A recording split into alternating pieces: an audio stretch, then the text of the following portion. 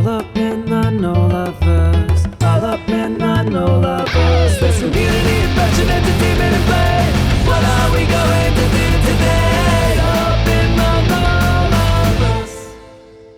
Hello, Magical Misfits. It's your girl Nola Bunny, and welcome back to the Nolaverse. Today, I'd like you to grab your pasties, your favorite ostrich feather boa, and perhaps some evening gloves as well, because I'm going to be sharing my story of how I became a burlesque performer. I'd already been performing for a couple years as a nightclub go-go dancer, and I knew that I really wanted to do more as an entertainer. I will always love and find a lot of joy in improvisational dancing in some badass costumes, but I knew that that wasn't where my journey as an entertainer was going to stop. About 2 years into go-go dancing, I got curious about burlesque, and I remember reaching out to a performer who I'd been following on social media for a while, and I really admired. And I asked her, how do you get into burlesque? What really stuck was that she told me, if you want to be a burlesque performer, you have to be okay with people seeing you as a human who removes their clothing for a living. And the person that I was at this time, I was about 22 years old. It was 2 years into my performance career. That didn't sit real well with me. That wasn't how I felt I wanted to be viewed at that time in my life. So I put burlesque in my back pocket. I started exploring other ways that I can dive into my creative self outside of the go-go dancer world. And that is around the time that I came up with my splash dance, which is my improvisational paint performance. And I will definitely be sharing stories in the future about how I got into go-go dancing and how I created my splash dance. So if you're interested in hearing those stories, make sure you hit that subscribe button and keep following my journey, because I have a lot to share with you. But today is all about burlesque. About 2 years after this point in my life, I was 24 years old, and my friend Rachel, who has been a pretty prominent person in my career, she's one person who has always seen me for who I am and respected me, gave me an opportunity to perform at one of her events. And she specifically said to me, I would love to hire you, but we can't have anything messy. So my splash dance was out. And I was like, you know what? I think I'm ready to perform burlesque. I was very lucky to have somebody give me an opportunity to express myself how I felt was fit at this time. And I still remember very clearly the routine that I did, which I'd actually like to bring back. I've now been performing burlesque for 6.5 years. It's going to be 7 years before I know it. And I'd actually like to bring this performance back because I'm a completely different performer than I was during this time. The routine that I did was a 4 seasons routine where I started off as a winter goddess, and I eventually went into spring and summer, and I ended in fall. And by the time I got to fall, I had removed my entire outfit. And I remember dancing with these leaves, and I just took the audience through the 4 seasons. Now, around this time, actually just a couple months after my very first burlesque routine, I met and started dating Michael, who I have now been with for exactly the same amount of time as I've been a burlesque performer, 6.5 years.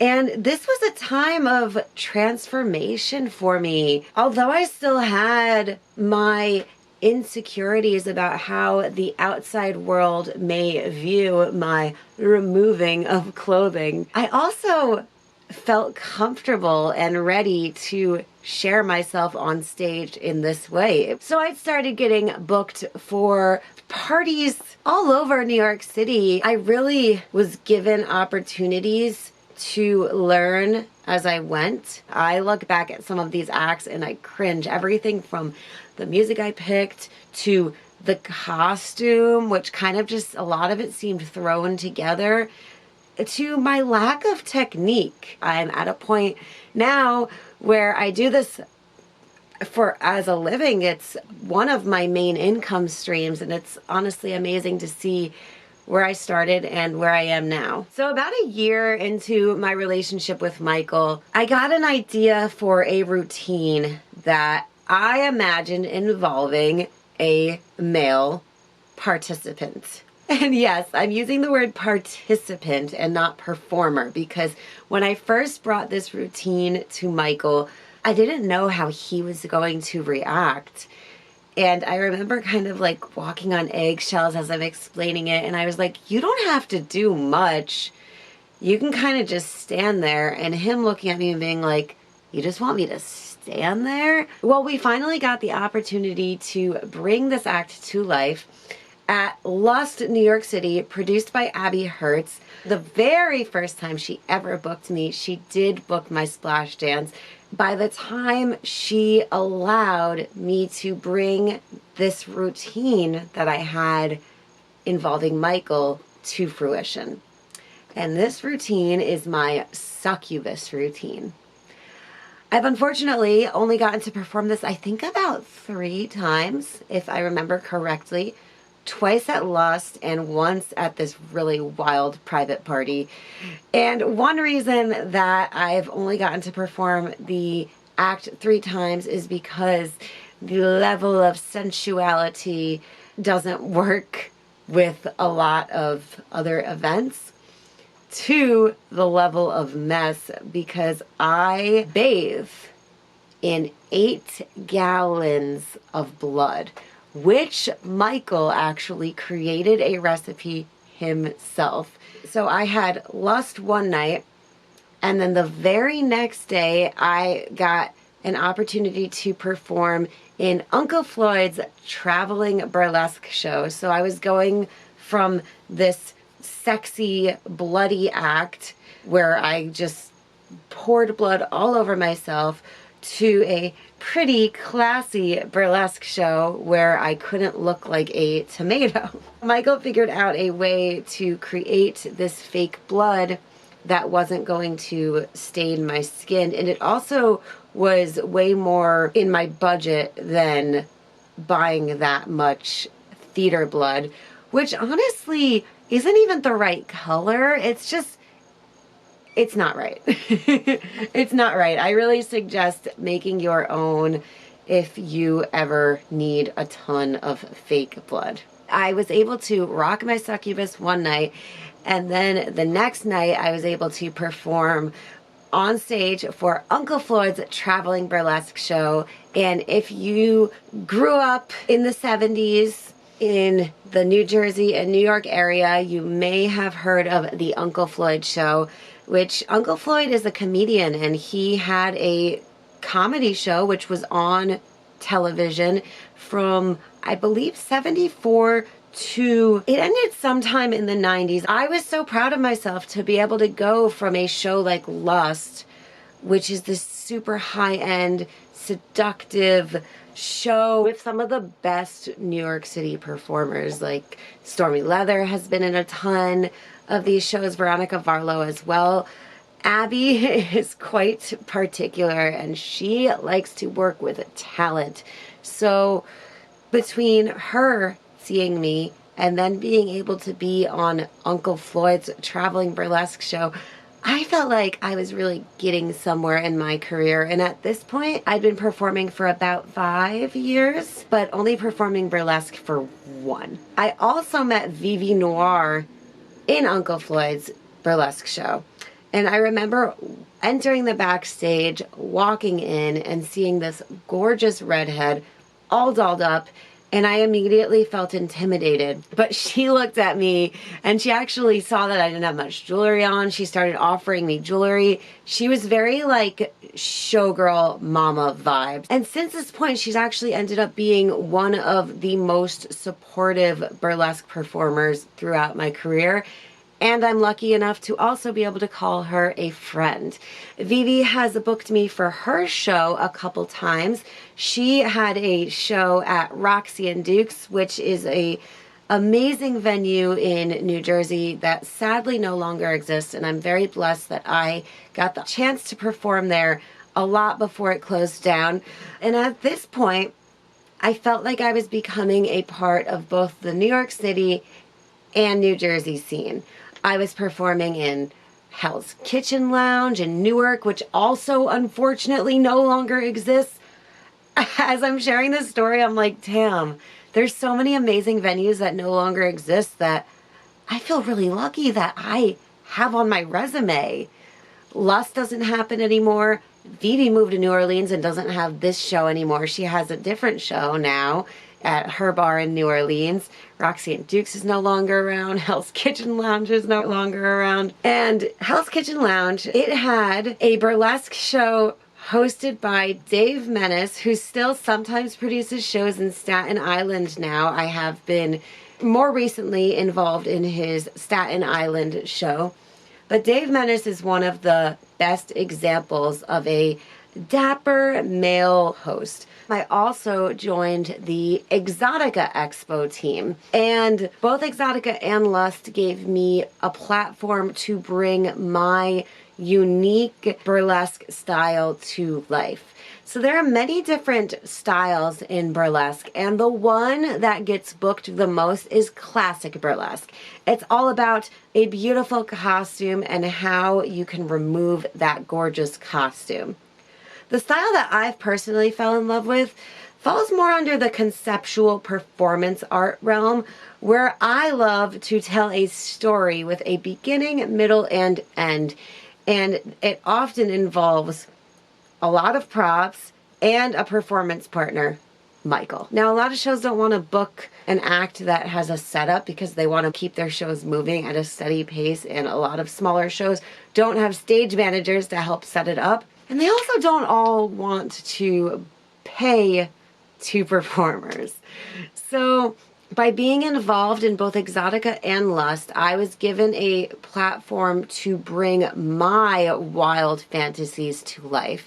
These acts that I have with Michael, with these props, with these stories, I was finally given a place where I can bring these wild, wild stories to life, and they were appreciated. Exotica also brought me one of my first touring shows. Since the beginning of my career, it has been a major, major goal of mine to be a touring artist. And through performing with Exotica, I have now traveled to Colorado, Chicago, DC, and most recently, Miami. If you're watching this and you want to book a traveling showgirl, I'm your gal. I'm trying to not only travel and see the world, but allow the world to see me as well. One of the last burlesque shows that I got to do before the world shut down was Diva Burlesque at QXT's with Dolly Dagger. Dolly Dagger is one of the top-notch New York City, New Jersey burlesque performers. I'd known who she was for a long time before we got to do a show together, and I was really excited to be in a show alongside of her. And I recall after the show, it was on Valentine's Day, and I was reviewing the footage with Michael in a diner, and Michael, being the absolutely supportive partner that he is, was giving me notes and telling me, hey, you could slow down more here. You could tease the audience a little more here. This was where I was really at a point of gaining the technique that comes from being a burlesque dancer. I was always highly creative. I was always a fantastic performer, but I don't think I really thought about the technique and what burlesque actually is. And through this conversation with Michael, something clicked. That my job as a burlesque performer is to cast spells on my audience members through my eye contact and my super slow movements.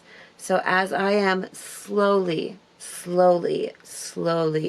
removing my glove, I am making the audience fall in love with me. And that takes a level of power, that takes a level of vulnerability and confidence. And it takes a long time to get there, both as a performer and as a person. So burlesque is so much more than removing your clothing. That thing that I was afraid to do when I first started, it's so much more than that. Burlesque is an act of self-love. And as I fall more and more in love with myself, I fall more and more in love with this art form.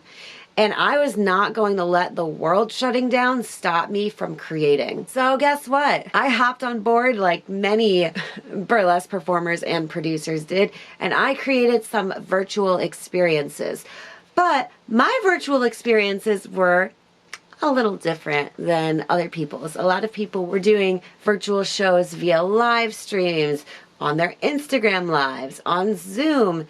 And I decided that I wanted to do a show that is like a sit-down, pre-recorded show, almost like you're watching sexy babes on your TV screen. Actually, that's exactly what it is. So I would host the shows, kind of like I host this YouTube channel. And I had performers like Vivi Noir, Audrey Love, Keto St. Cyr, Queen Cinera, and many, many other brilliant performers featured in this show. And I would tie my hosting into the other performers' acts and bring you this whole virtual experience, which was funny, sexy, playful. I was also building my online community, Unapologetic Play. Unapologetic Play is a community for female and non-binary people to feel empowered for who they are through their sensuality, their fashion style, their sense of play, and how silly they're able to be. And my message is to just be you and be confident and powerful and comfortable with who you are. And you is different for all of us. While I was building Unapologetic Play, I realized somewhere along the line that my mission in life is to empower feminine, divine beings. As I've learned what womanhood means to me, I've been able to help guide other people to feel comfortable in what womanhood means to them. And as I'm on this teaching journey, I realize that it's actually making me a better burlesque performer. So even between 2020 and 2021, where I wasn't physically performing as much, I was still doing all the growing and I was like a little flower that was blossoming. I was actually becoming more and more of a burlesque superstar. But through all of this, through all the productions I've done, through all the opportunities that I've been given, all the opportunities I've given other people, all the growth in my technique, in my womanhood, in my sense of fashion, in my music taste as a performer, my stage presence, and all these things, there's one thing that I've always lacked, and that's feeling a part of the community. Something has always lacked in my connection to the artist that I really wanted to be connected to. And I believe there's a few things. I believe I am put here to create a scene of my own. And I also believe that what you don't fit into opens doors for what you are meant to fit into. And most recently, I have been able to be on a couple monthly shows with Roxy St James, who just moved to Florida, but she was booking me regularly. And that was one of the first people who was really making me feel valued enough to be a regular performer in her show. And Stage Stars Productions, produced by my friend Jamie. She produces this wonderful burlesque show with a live band performing cover songs to 70s, 80s rock and roll hits. And she has been booking me regularly since January.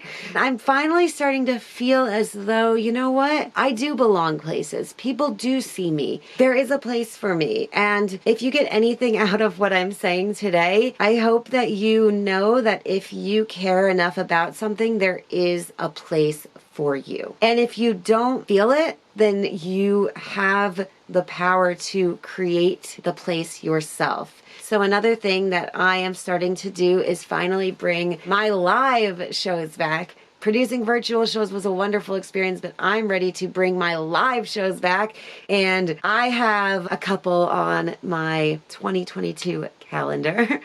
So make sure you are following Nola Bunny Productions. I will leave that information down below in the description so you can come to my live shows and support me in person. Stories are meant to be shared. And if you're new in your burlesque journey and you stumbled upon this and you are trying to figure this burlesque thing out, you're kind of stuck in not fully understanding your technique or your style, whether that be how you perform, what type of costumes you wear, what music you perform to. If you're struggling in any way or you're just curious about burlesque, I hope that my story can be an inspiration for you. I was given an opportunity as a complete newbie, and that act was a little cringeworthy, if I do say so myself. And now I watch myself and I am in complete awe of what I'm capable of doing. So I also want to invite you to ask me any burlesque questions in a comment below. Next week, I'm going to be doing a how to become a burlesque performer video. So I'd love to know your questions. I'd love to know what you want to know about burlesque. And if you are feeling like you want to do this and you don't know where to get started and you kind of want someone to hold your hand a little bit, I teach classes. If you want to learn burlesque, leave a comment below, get in touch with me, message me on Instagram via Nola Bunny Creation. Let's connect. If you are watching this video as it's released, I have a free masterclass coming out just next week. And if you are seeing this in the future, I will always teach burlesque. I'm very passionate about this and I want to help other people feel this passion and find their inner superstar as well. Connect with me, ask me questions, and check back next week for my how to become a burlesque dancer video. I cannot wait to share more of my journey with all of you guys. And I love you so much. That's all I have for today. Talk to you soon.